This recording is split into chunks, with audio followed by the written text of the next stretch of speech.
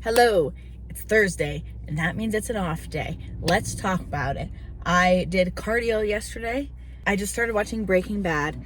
I'm going to talk about that more in a second. I just started watching Breaking Bad, so I sat on the bike and I did an hour worth of cardio and watched Breaking Bad. Did I say that already? Jesus Christ, 4 times. Wednesday is supposed to be core and cardio, but I've been reading recently that short range of motion workouts are not really that good for building strength in your core, like doing Russian twists or in and outs. What I've been reading is that you should do full range of motion workouts for your core, and I don't really know very much about that. And also I didn't want to do core yesterday. I've really not had very much motivation to go to the gym recently, and I go anyway. I go and I put in my best effort, and once I get going, it's normally like I can, get going, if you know what I'm saying. Getting into the actual gym, I have had no motivation. I will procrastinate it, and then I'll get there and I'll sit in the parking lot for 25 minutes playing on Instagram because I don't want to go in. But I always do go in, and I'm only going 4 days a week right now, so really it's not that bad. I'm going to be changing my split. I'm going to be changing up some things, but for now I'm just sticking with the program I have, and that makes today an off day. I'm going to one of my very good friends' houses to watch The Bear. So excited. We're finishing it up. She's already seen it because she watches everything before we watch it together, but that's okay. I'm really excited to finish the second season. I'm really, really excited. I love Jeremy Allen White. I watched him and the rest of the cast winning all of their Emmys or Golden Globes or whatever it was, and it was really, really fun. So we're in the last couple episodes, and I'm really, really excited. And she's making me chicken pesto pasta. So are you jealous? You should be. Kind of what I want to talk about today. You know what? Let's do a book club. It's my YouTube channel. I can talk about whatever I want. I tried to film a video talking about eating disorder stuff again, but I'm going to be honest, I was getting bored hearing myself talk. And if I'm getting bored hearing myself talk, certainly you would be bored hearing me talk. So I'm going to talk about something that's maybe a little bit more interesting, or at least that I may be more interested in talking about. So let's do a little book club. I don't sit down and read books very often because I have ADHD/autism/something ? And so my attention span is not very long, and I tend to get distracted pretty easily. I'm working on that. I'm trying to develop a longer attention span and work on instant gratification and not needing instant gratification so often. But for now, my attention span is not very long. So I don't sit and read books very often. But what I do, and if you're my employer, no, you're not. Mind your business. But what I do is at work all day, I just am stocking fruits and vegetables. That's my whole job, and it gets to be boring. So I put in my headphones and I listen to audiobooks. I listen to podcasts pretty often, or like I did for a while. Sometimes I'll listen to music, sometimes. But there's a bunch of different podcasts that I cycle through. Obviously, I'm really obsessed with The Basement Yard, if you didn't know that from my other videos. More recently, Spotify added an audiobook feature to their app. So you get I think 25 hours of free listening per month. So I thought, what the hell, I'll check out what they have. And what I found, I'm Glad My Mom Died by Jennette McCurdy. And I've been wanting to read that book. I've heard incredible things about that book. And I also remembered that when I was younger, I really, really loved reading autobiographies for some reason. I think it's just because celebrities really fascinate me, and I like to learn about their lives because I'm nosy. So I really liked autobiographies when I was a kid. I read Amy Poehler's, and I read Tina Fey's. I'm pretty sure I read Mindy Kaling's. There are a few that I read. Not even really knowing anything about the celebrities. I'm sure that there's more that I've read that I just can't think of off the top of my head. But I didn't even really know that much about these celebrities. I had seen Tina Fey and Baby Mama. I don't even think I had maybe watched Parks and Rec by the time I read Amy Poehler's autobiography. But I really, really loved them. There's something about them that I just really enjoy. So I listened to Jennette McCurdy's I'm Glad My Mom Died. And if you didn't know, if you've never heard of this, Jennette McCurdy was a child star, TV star. She is most well known for her role on iCarly, which was a kid's show on Nickelodeon when I was a kid. And I grew up watching iCarly. I loved iCarly. It was one of my favorite TV shows to watch. Victorious was another one that I really, really loved. So when the reboot happened, there was an iCarly reboot a couple years ago. I was really excited for that when that happened. But then I found out that Jennette McCurdy, aka Sam Puckett, wouldn't be returning. That was kind of a bummer, but I had heard that it was because she had a really, really negative experience on the show. So I had heard that, and then I heard that this autobiography dropped, and I've been meaning to read it, but I just, again, don't read very often. And so I found this audiobook, and I was like, okay, she reads it, you know, it's her voice. And I think that's a really interesting concept, so let's give it a little gander. Oh my God, it's incredible. I cannot rave about this book enough. This is your trigger warning. She talks about eating disorders. She talks about childhood sexual abuse, mental, psychological abuse, narcissistic abuse from her mother. She's been through a lot of shit, to say the least. But it was just such a good book. She starts off talking about being raised Mormon, and here's the thing, I'm from Utah, and we have different terms for different Mormons because there's a lot of Mormons here. Two different types of Mormons there's Jack Mormons and there's Molly Mormons. Those are two ends of the spectrum. So a Jack Mormon, I don't know if it's Jack because of Jack Daniels, or I'm just realizing like Jack and Molly are both names. Anyway, a Jack Mormon is somebody who, like, yeah, they're a Mormon, maybe they go to church, but they don't follow all the rules. Like, they drink coffee and they swear and, like, all, you know, whatever. And then a Molly Mormon would be like a super perfect, this person is definitely getting into the celestial kingdom Mormon. Never said a cuss word, never had a sip of coffee, drinks diet soda, the whole thing. And Jennette McCurdy's parents, or her mom at least, was a Jack Mormon. So they believed in the Mormon faith, but they really didn't follow it very closely at all. So she talks about growing up with this Mormon mother in this hoarder household, and how her mom wanted to be a movie star from the time she was young, and her parents wouldn't let her. So she basically forces Jennette McCurdy into acting, into childhood acting, and continually manipulates her and pushes her to her absolute limits, enrolls her. In one point, she's taking like 6 different dance classes at once. So like 6 days out of the week, she's going to dance class, like for different types of dancing. There's just all sorts of stories about her mom pushing her and then eventually teaching her how to be anorexic and how to calorie restrict at a very young age. And so she delves a lot into that and talks about how later in life it affects her eating habits, and she develops even worse eating disorder. And then on top of that, her mom has stage 4 cancer and eventually, like the title says, dies from stage 4 cancer. And so she talks about grappling with her perception of her mom after her death. And she talks about how hard it was for her to finally accept that her mom abused her. It's incredible. And if you're a person who has struggled with eating, if you're a person who has a complicated relationship with your mom, who struggled from childhood abuse and narcissistic abuse, and it just honestly, anyone should read this book, because I think that you will really get some incredible insight. It's so good. It's really, really good. Jennette McCurdy is a great storyteller. She's a great writer, and her story is really one that I am glad she decided to share, because it's a really, really incredible story. And it's very raw and it's very real, and it doesn't have this perfect happy ending where, you know, she got all better and everything is perfect now or whatever. Like, it's just real. And it's really good. So, you know, I read that and really enjoyed it. If you're easily triggered, I would advise caution. But if not, then check it out. I would recommend that you check it out. And after I listened to Jennette McCurdy's memoir, I was just dying for something else. I was, give me more. I wanted more. So I looked at some other memoirs that they have on Spotify, and I saved a few of them. Elliot Page's book, Page Boy, is one that recently came out. A lot of people really like Elliot Page. I haven't really heard anything about the book specifically, and I've never really been a huge, like, giant Elliot Page fan. I mean, I liked Juno. Who didn't? I'm a transgender man. He's a transgender man. Why not? You know? May as well fucking check it out.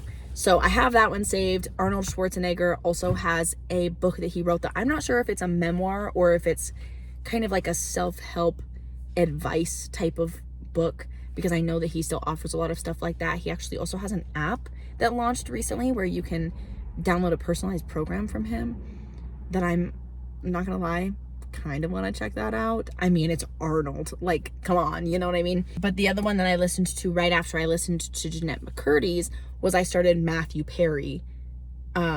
His book, Friends, Lovers, and the Big Terrible Thing. I think is what it's called. So I started that right after I finished Jeanette McCurdy's. And Matthew Perry, again, if you don't know, he plays Chandler in Friends, the TV show. I love Friends. I grew up watching Friends. I know it's very polarizing. I know that there's people who absolutely love it and would die for it. And I know that there's people who think it's the stupidest show ever made. Yes, I know that they ripped off Living Single. Yes, I absolutely know that. I acknowledge that. Not saying everything the show ever did was perfect. Not saying all the actors are perfect. But what I am saying is that me and my mom used to binge watch that show over and over and over again. She would watch the entire show, and then when it got to the end, she would just start it back from episode 1. So I really love that show, and it has a lot of nostalgia for me. And Chandler has always been my favorite character. I thought he was so cute when I was younger, and as I got older, I just related to him so much. He's so relatable to me. He's so me. And so he's always been my favorite character. I've always loved him. And then when Matthew Perry died in October of last year, I was devastated. I was so fucking heartbroken about it because he was only 54. That's not old. Like, that's young. He died from a ketamine overdose after struggling with addiction for like 3 decades, for a really, really long time.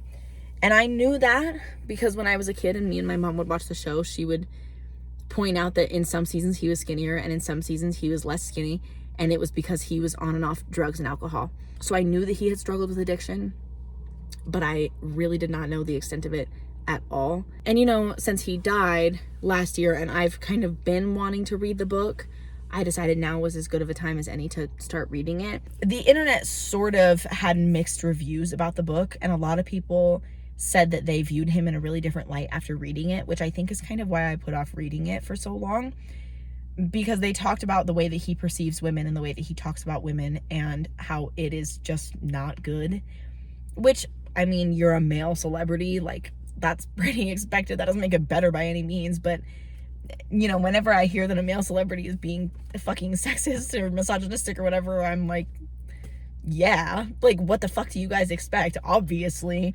And it sucks, but it's, you know, not a surprise. So anyway, I was really apprehensive about it because that's, you know, one of the people that made me want to be funny. He's one of the actors that really makes me want to get into comedy really badly. And I didn't want to view him differently. I remember Louis C.K. was my absolute favorite comedian for quite some time. When I was a young teenager, I really, really loved him. I thought he was brilliant. I thought he was a genius. His comedy made me laugh so fucking hard. He was my absolute favorite comedian. And then, you know, the things that came out about him. If you don't know about that, Google it. I'm not going to talk about it because I just don't want to get into it. But that was really devastating for me. And obviously, like, much more devastating for the women that he hurt. But I was just like crushed. I was like, how can this person who is my comedic hero be such a scumbag?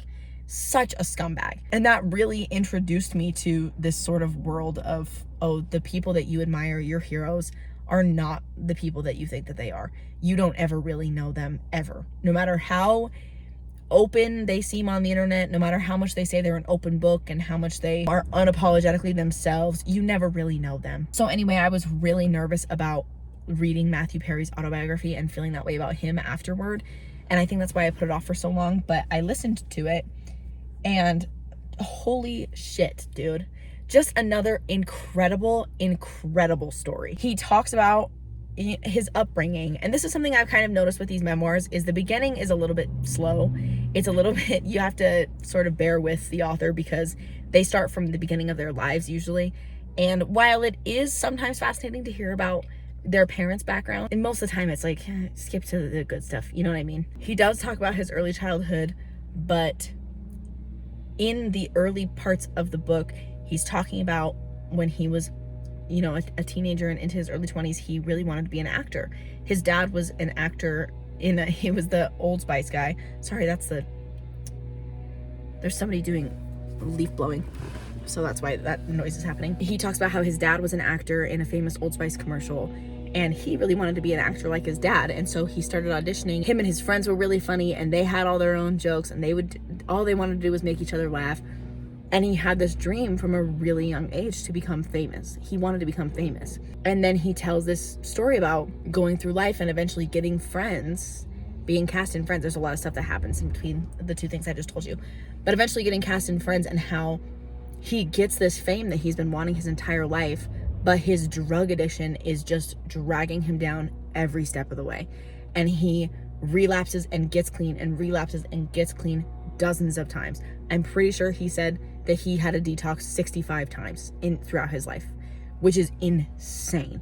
And he gets really into detail about all the struggles with drugs that he had and how it affected him and what he put himself through, as well as talking about a lot of his love affairs and relationships in general, which is really interesting to listen to, in my opinion. He does talk about the way that he perceived women when he was in his 20s especially, but then even into his 30s. And I can see how some people would maybe be offended by the way that he thought about women at that time.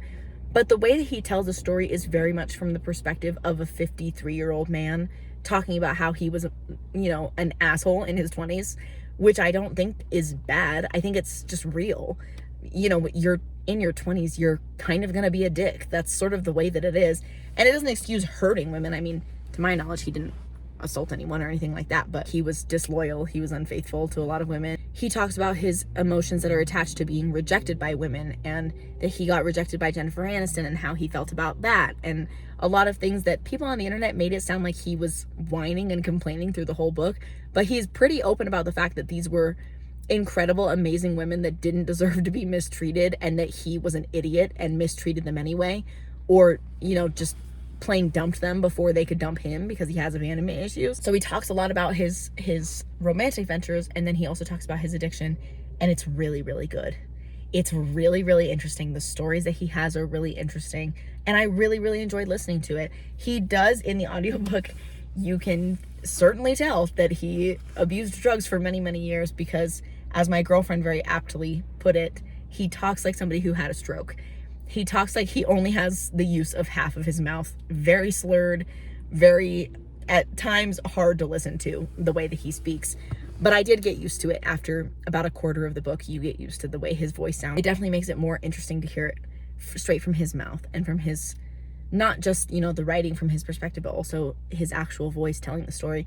And it hits so much harder knowing that he died, because toward the end of the book, he talks about how he's been clean for quite some time, and he says that he finally feels like he's happy and at peace, and like he loves himself, and he's not afraid anymore, and that he looks forward to every new day because it's a new opportunity every day, and that he never wanted to die. He talks a lot about how he was never suicidal. He never wanted to kill himself. He never wanted to die.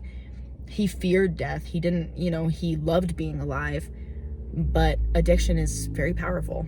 My whole point is, he has a very optimistic ending to the story about how he just looks forward to the rest of his life.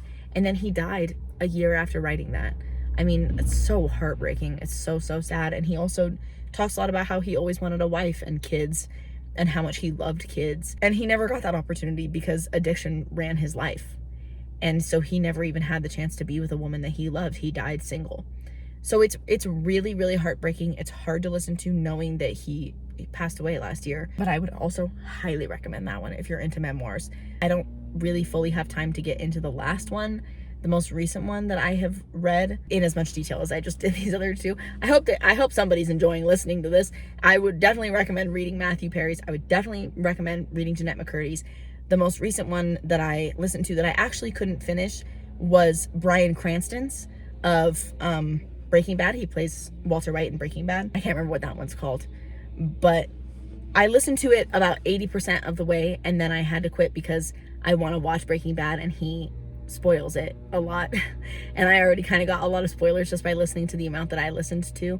But I had to stop when he started talking about the finale in the last season because I don't want to spoil the whole thing.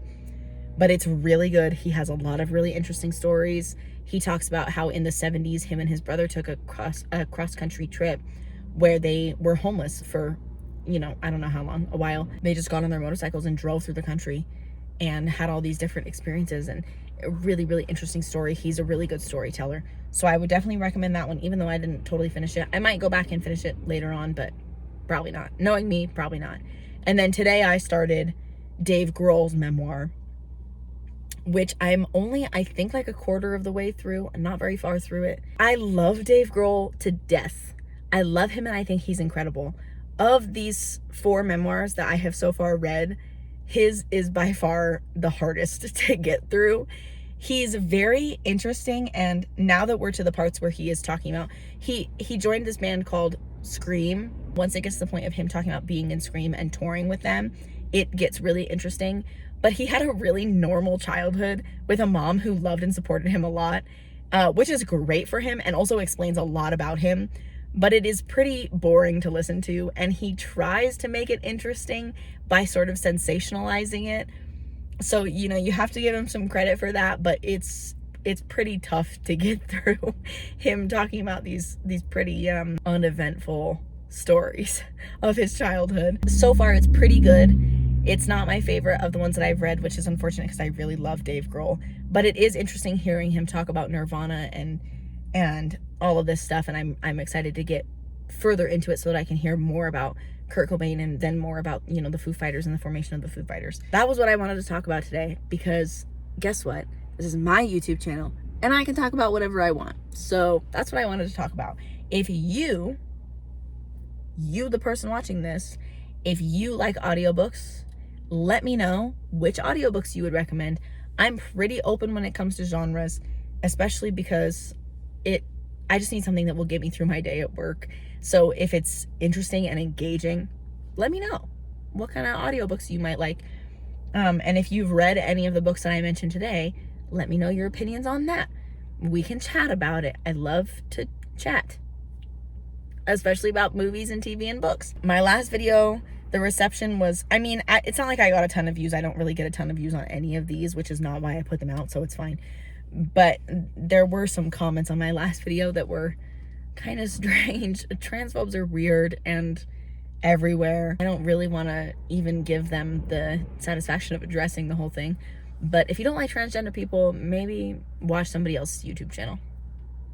There's a lot of YouTube channels on the internet that are not transgender people, so go watch some of those.